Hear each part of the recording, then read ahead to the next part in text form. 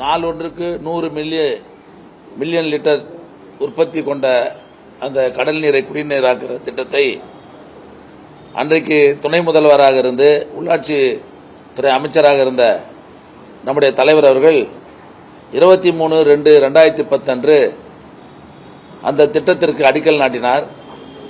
அதற்கு பிறகு ஆட்சி மாற்றத்திற்கு பிறகு அதிமுக ஆட்சியாளர்கள் அந்த திட்டத்தை செயல்பாட்டுக்கு கொண்டு வந்தார்கள். அந்த திட்டத்தின் மூலமாக ஈசிஆரில் உள்ள அடையாறு முதல் ஈஞ்சம்பாக்கம் வரையிலும், ஓஎம்ஆர் சாலையில் பெருங்குடி முதல் செம்மஞ்சேரி வரையிலும், மயிலாப்பூர் நந்தனம் ஆகிய பகுதிகளில் அடங்கியிருக்கிற 9 லட்சம் மக்களுக்கு தினமும் தண்ணீர் தருகிற அந்த திட்டத்தை கொண்டு வந்து செயல்படுத்திய அரசு திராவிட முன்னேற்ற கழக அரசு.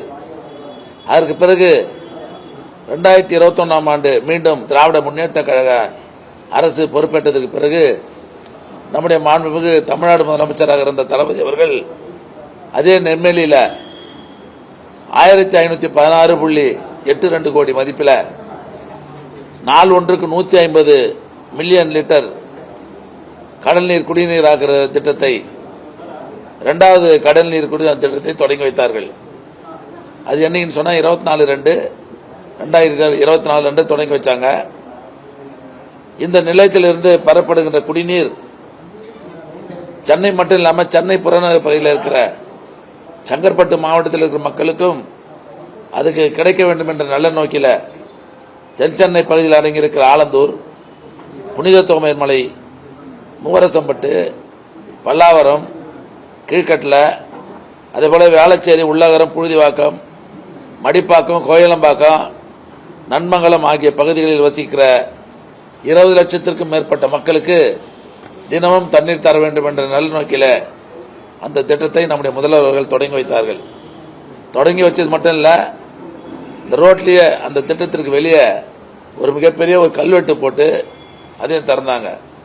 ஒரு 2-3 நாட்களுக்கு முன்பாக அந்த கம்பீரமாக அமைக்கப்பட்டிருந்த அந்த கல்வெட்டு சிதலம், அதை ஒரு துணியை போட்டு மூடி உள்ள இருக்கிற தலைவருடைய பேர்லாம் நீக்கிட்டாங்க.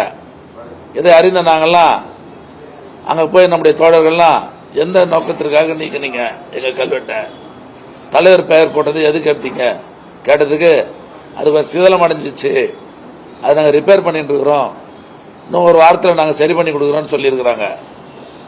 ஆக அப்பேற்பட்ட கம்பீரமாக அமைக்கப்பட்ட அந்த கல்வெட்டை இன்னும் ஒரு வார காலத்திற்குள்ளாக சீரமைத்து தரவில்லை என்று சொன்னால் மாவட்ட திராவிட முன்னேற்ற கழகத்தின் சார்பில் மிகப்பெரிய ஒரு போராட்டம் நடைபெறும் என்பதை எச்சரிக்கையாக நான் தெரிவிக்க விரும்புகிறேன். இன்னைக்கு இங்க மட்டும் இல்ல, ஆலந்தூர்ல என் தொகுதியிலே பாத்தீங்கன்னா நம்ம துணை முதல்வராக இருந்த நம்ம உதயா வச்சு தரந்த ஒரு மண்டபத்தை அதில் கூட கல்வெட்டை வைக்கிறேன்னு சொல்லி வைக்கவே இல்லை.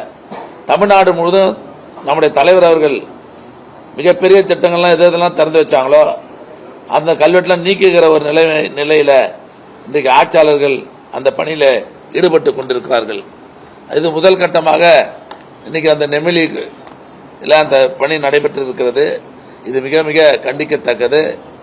ஆட்சியாளர்கள் 50 நாள் ஆச்சு ஆட்சி பொறுப்புக்கு வந்து, இன்னும் அவங்க திட்டங்கள்லாம் எதுவும் கூட செயல்படுத்தல. நாம் எந்தெந்த திட்டத்தெல்லாம் செயல்படுத்திட்டு இருக்கிறோமோ அதை தான் இப்போ அவங்க செயல்படுத்துறாங்களே தவிர புது திட்டத்தை அவங்க செயல்படுத்தல. அதனால முதலமைச்சர் அவர்கள் புது திட்டத்தில் கவனத்தை செலுத்தி செய்யணும். இது போன்ற திட்டங்களில் நீங்கள்லாம் ஈடுபடக்கூடாது என்பதை நான் இந்த நேரத்தில் நான் தெரிவிக்க விரும்புகிறேன். அது மட்டும் இல்லை, இப்போ டிஎன்பிசியில் 401 பேருக்கு வேலை கொடுத்தாங்க. அது நம்ம போட்ட திட்டம், நம்ம உருவாக்கின திட்டம். அப்பாயின்மெண்ட் ஆர்டர் மட்டும் தான் அவங்க கொடுத்தாங்க. பத்திரப்பதிவு துறையில் 3.0 நம்ம எடுத்துன்னு வந்தோம், அது அவங்க எடுத்துன்னு வந்த மாதிரி போடுறாங்க. இது மாதிரி நம்ம எடுத்து வந்த திட்டத்தை நாங்கள் எடுத்துன்னு வந்தோம்னு சொல்லி அவங்கள பெருமைப்படுத்திக்கிறாங்களே தவிர புது திட்டங்கள் எதுவும் எடுக்காம இது போன்ற சில்லி திட்டங்கள்ல இன்றைக்கு இந்த அரசு ஈடுபட்டு கொண்டிருக்கிறது என்பதை நான் வன்மையாக கண்டிக்கிறேன். நீங்க நம்முடைய தலைவர் தளபதியை பொறுத்தவரையிலும் அற்புதமான திட்டங்கள்லாம் கொண்டு வந்தார்.